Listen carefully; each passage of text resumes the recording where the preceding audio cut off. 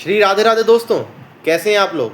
तो दीपावली आ गई है, आप सबको उसकी ढेरों शुभकामनाएं। और मैं आपसे सिर्फ एक ही बात कहना चाहूँगा, कृपया करके मत पेलिएगा ये ज्ञान कि हमें मत बताओ कि हमें पटाखे जलाने चाहिए कि नहीं। मैं क्योंकि आपको बताने आया भी नहीं हूँ यहाँ पे कि आपको पटाखे जलाने चाहिए कि नहीं।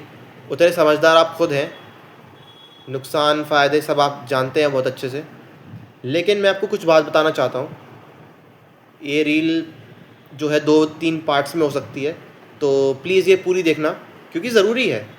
अगर नहीं होता तो मैं आपको कुछ नहीं बोलता। 3 मिनट आप निकाल भी लोगे तो कुछ घिस नहीं जाएगा आपका। तो पहली बात तो ये है, एक सब्जेक्ट होता है इनऑर्गेनिक केमिस्ट्री, उसका एक रूल होता है। रूल क्या कहता है कि there is always an exception. इसका देसी भाषा में मतलब ये है कि हर चीज़ एक जैसी नहीं होती। यानी अगर आप जला रहे हो दो अलग अलग चीज़ों को, तो ज़रूरी नहीं है कि दोनों में से सेम तरह की गैसेस निकलें, यानी कि दोनों सेम तरह से जलें। जैसे कि आप जानते हो आग और पानी दो अलग अलग चीज़ें हैं, तो वो दोनों एक जैसे काम नहीं करती हैं। वैसे ही आप जो फटाके जला रहे हो ना, उसमें से गंदी गैसेस निकलती हैं, इसमें कोई शक की बात नहीं है। उसमें से ऐसी गैसेस निकलती जो आपको अस्थमा, लंग इन्फेक्शन जैसी दिक्कतें देती हैं, ये सच है। बट अगर आपको जलाना है फटाके, तो खाली एक काम करो, हमारी जो त्यौहार है ना उसकी पवित्रता को बनाए रखो। क्योंकि आपको कोई हक नहीं है हमारे जो त्यौहार है उसकी पवित्रता को ख़त्म करने का। आप खाली एक काम करो, जब आप फटाके जलाने जाओ उससे थोड़ा पहले कृपया करके आप लोग यज्ञ करो। अब यज्ञ क्यों करो, अब आप बोलोगे वो भी तो जलता है। तो ऐसा है, जैसे मैंने बताया कि हर चीज़ सेम नहीं होती।